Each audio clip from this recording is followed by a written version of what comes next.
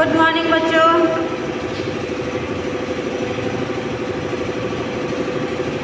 Good morning. आज हम लोग पढ़ेंगे नया topic ribosome, class 8 chapter number 6 और आज का हमारा टॉपिक है राइबोसोम।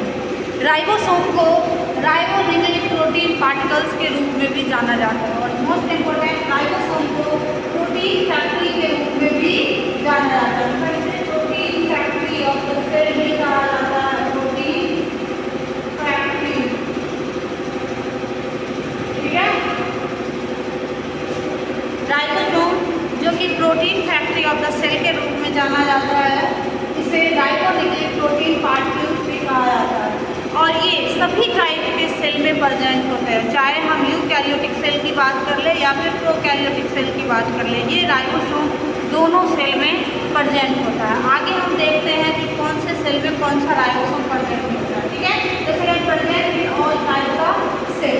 राइबोसोम के बारे में सबसे पहले पेलाडे जो कि 1955 में पेलाडे के द्वारा बताया गया था। देखिए, फर्स्ट डेड सेल का खोज किया गया था 1665 में। ठीक है, और उसके अंदर के सेल ऑर्गेनेल्स था। उसके बाद बहुत समय के बाद जब और भी हमारा माइक्रोस्कोप डेवलप हो गया हमने लगा, तब जाके पता चला। तो पेलाडे के द्वारा 1955 में राइबोसोम को के बारे में बताया गया।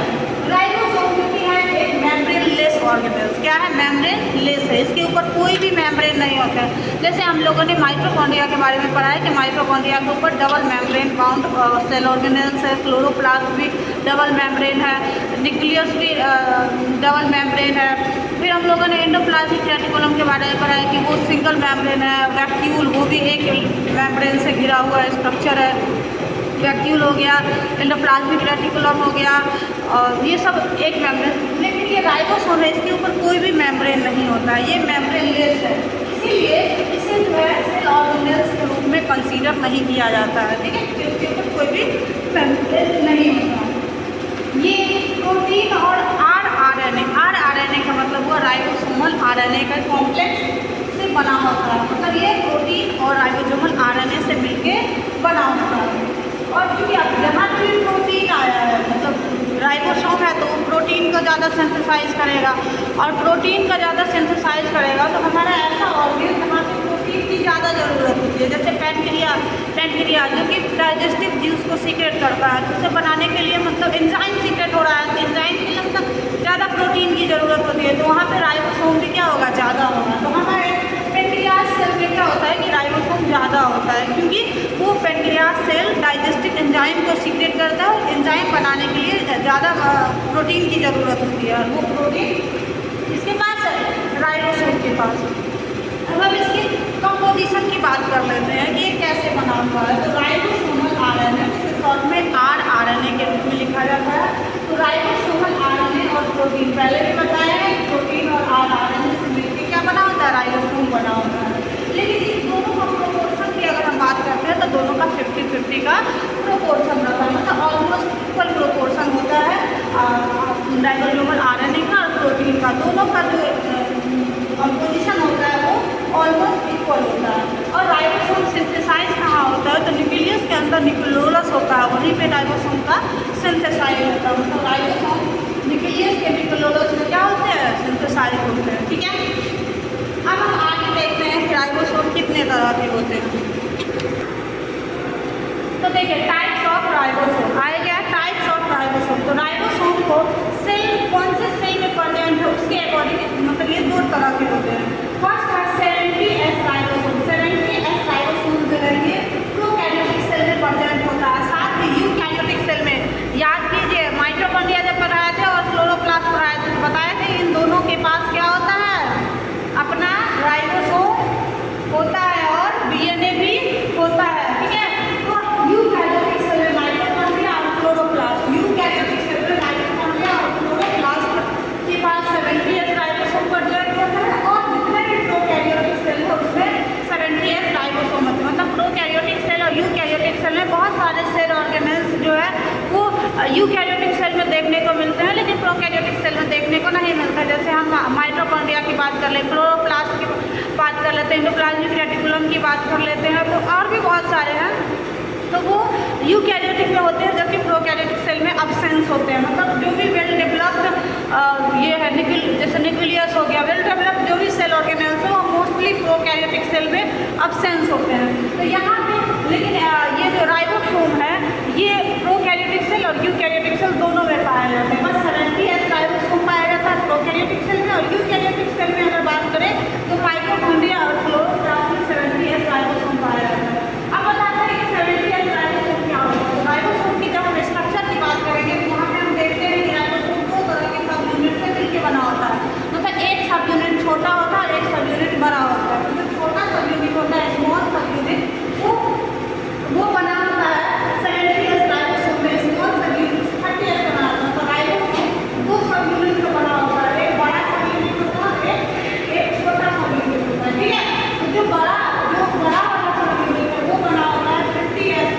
ठीक है, और स्मॉल सब यूनिट जो छोटा वाला स्मॉल सब यूनिट वो 30S का बना होता है। यहाँ पे S क्या है, तो S जो है वो एक यूनिट है जो मेजर करता है कि राइबोसोम सेल के अंदर किस स्पीड से गिर रहा है। जैसे आप लंबाई मेजर करने के लिए मीटर का यूज़ करते हैं, अगर कोई वजन को मेजर करना होता है तो हम लोग केजी का यूज़ करते हैं। उसी तरह सेल में राइबोसोम किस स्पीड से गिर रहा है, किस तरह, तो उसको मेजर करने के लिए जो यूनिट होता है उसे बोलते हैं स्टेट यूनिट। ठीक है, दिख रहा है? ठीक है, जो यूनिट होता है स्टेट वर्ड यूनिट होता है उससे मेजर किया जाता है सेडिमेंटेशन कोफिशिएंट को। ठीक है, यानी सिंपल सा आप समझिए ना कि S जो है वो एक यूनिट है जो बता रहा है किसी सेल में राइबोसोम की गिरने की स्पीड क्या है। तो प्रोकैरियोटिक सेल में राइबोसोम की गिरने की स्पीड 70 है। ठीक है, 70, और यहाँ पे S मतलब स्टेट वर्ड यूनिट, ये एक यूनिट है। ठीक है, और प्रोकैरियोटिक सेल में 80 है और S क्या है, स्टेट वर्ड यूनिट है। मतलब ये यूनिट को दर्शा रहा है, ये S जो है ये यूनिट को दर्शा रहा है। जैसे हम लोग बाकी चीज़ को मेजर करने के लिए एक यूनिट लगाते हैं ना, 20 किलोमीटर, तो किलोमीटर एक यूनिट है। उसी तरह यहाँ पे ये S क्या है, ये यूनिट है जो कि रिफर करता है, मेजर करता है सेडिमेंटेशन कोफिशिएंट को मेजर करता है। मतलब किस मीडियम में किस तरह से सेडिमेंट हो रहा है, किस तरह से वो नीचे गिर रहा है सेल के अंदर राइबोसोम।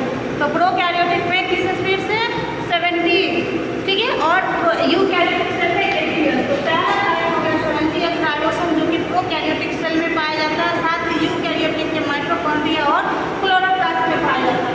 दूसरा, बाकी प्रोकैरियोटिक सेल में राइबोसोम होते हैं वो साइटोप्लाज्म में इसी तरह फ्रीली घूमते रहते हैं। ठीक है, लेकिन अगर हम यूकैरियोटिक सेल में बात करें कि राइबोसोम कहाँ होते हैं, तो यूकैरियोटिक सेल में साइटोप्लाज्म के में एक मेम्ब्रेन जैसा स्ट्रक्चर होता है जिसे एंडोप्लाज्मिक रेटिकुलम कहते हैं, तो उस पर सिचुएटेड होता है ये राइबोसोम हमारा। ठीक है, और प्रोकैरियोटिक सेल में इसी तरह साइटोप्लाज्म में फ्रीली मूव होता है।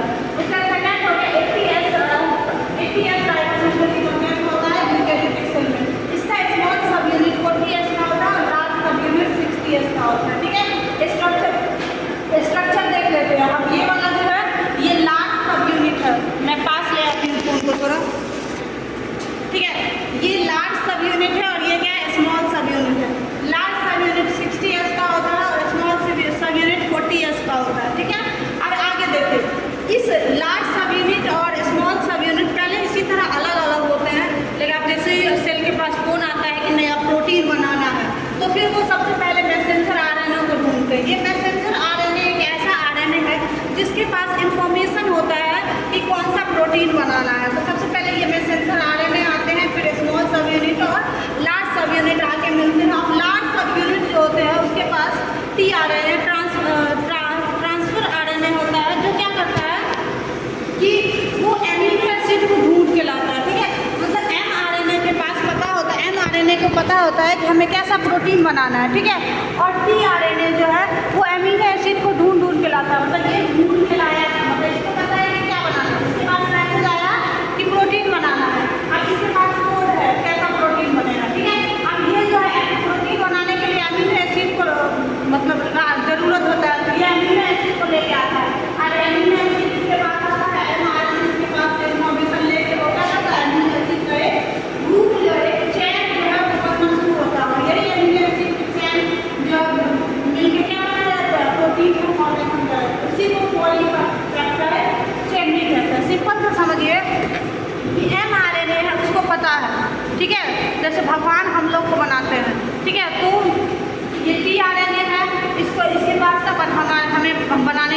चीज़ की ज़रूरत है वो ये tRNA लाता है। और mRNA को पता है कि मतलब हमारा नाक कैसा होना चाहिए, हमारा चेहरा कैसा होना चाहिए, हमारा मतलब बाकी जितना कुछ भी है, हमारा आँख कहाँ पे होना चाहिए, तो ये इन्फॉर्मेशन mRNA को पता है। ठीक है, ये इन्फॉर्मेशन लेके आया और ये ढूंढ के लाया वो चीज़ को कि जो बनाने के लिए हमें ज़रूरत है। उसके बाद क्या हो गया, बन गया। इसी तरह यहाँ पे क्या बन रहा है, यहाँ पे प्रोटीन बन रहा है। इसके पास प्रोटीन का इन्फॉर्मेशन होता है कि कौन प्रोटीन बनाना है, कितना बनाना है। ठीक है, और ये प्रोटीन बनाने के लिए अमीनो एसिड होता है, तो ये अमीनो एसिड को ले जाता है और उसके बाद अमीनो एसिड जुड़ते जाते हैं और फिर वो एक लंबा चैन बन जाता है। अमीनो एसिड का जो लंबा चैन होता है उसी को क्या कहते हैं, प्रोटीन कहते हैं। पॉलीपेप्टाइड चेन भी उसी को कहते हैं। समझ में आया, समझ में आया ना? ठीक है, अब ये एस बताएं कि एस रिफर करता है स्टेट वर्ड यूनिट को। ठीक है, तो याद रखिएगा S refers to the Svedberg unit, जो मेजर करता है सेडिमेंटेशन कोएफिशिएंट को, जो मेजर करता है सेडिमेंटेशन कोएफिशिएंट को। S refers to the Svedberg unit measuring sedimentation coefficient. तो एस जो कि मेजरिंग यूनिट है कि राइबोसोम किस स्पीड से सेल के अंदर आ रहा है, तो उसी को ये एस वही यूनिट है। ठीक है, और फिर अगर हम बात कर ले इसकी फंक्शन के, तो सिंपल सा है, राइबोसोम का फंक्शन ये प्रोटीन के सिंथेसिस में इम्पोर्टेंट रोल प्ले करता है। इसके राइट ऑफ mRNA जिसके पास इन्फॉर्मेशन है, और RNA का मतलब राइबोसोमल RNA, mRNA जो कि अमीनो एसिड ढूंढ के लाता है। ठीक है, तो ये इसका फंक्शन हो गया। तो बेसिकली हम लोग राइबोसोम में क्या पढ़े, राइबोसोम जो कि प्रोटीन, एक मिनट, राइबोसोम जो कि प्रोटीन फैक्ट्री के रूप में जिसे जानते हैं, जिसके बारे में प्लेटो सबसे पहले 1955 में इसके स्टडी की, और ये सारे सेल में प्रेजेंट होते हैं। इसके पास कोई मेम्ब्रेन नहीं होता, इसलिए इसे सेल ऑर्गेनेल्स कई बार कंसीडर किया भी नहीं जाता। अगर हम अपने मतलब देखें कि कहाँ पे राइबोसोम सबसे ज़्यादा होता है, तो जहाँ पे एंजाइम ज़्यादा बनने की ज़रूरत होगी वहाँ पे राइबोसोम ज़्यादा होगा। हमारे बॉडी में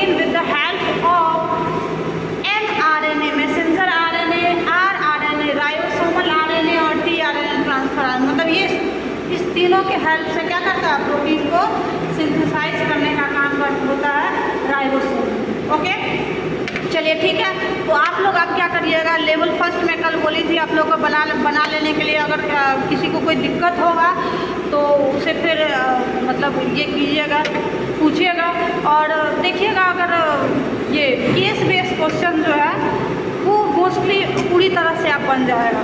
तो केस बेस्ड क्वेश्चन जो 5 केस है उसको बनाने की कोशिश कीजिएगा, बना के इसका नोट्स कंप्लीट कर लेना है राइबोसोम तक का। ओके, फिर मिलते हैं हम लोग अपने नेक्स्ट वीडियो में, नेक्स्ट लेक्चर में। Thank you so much.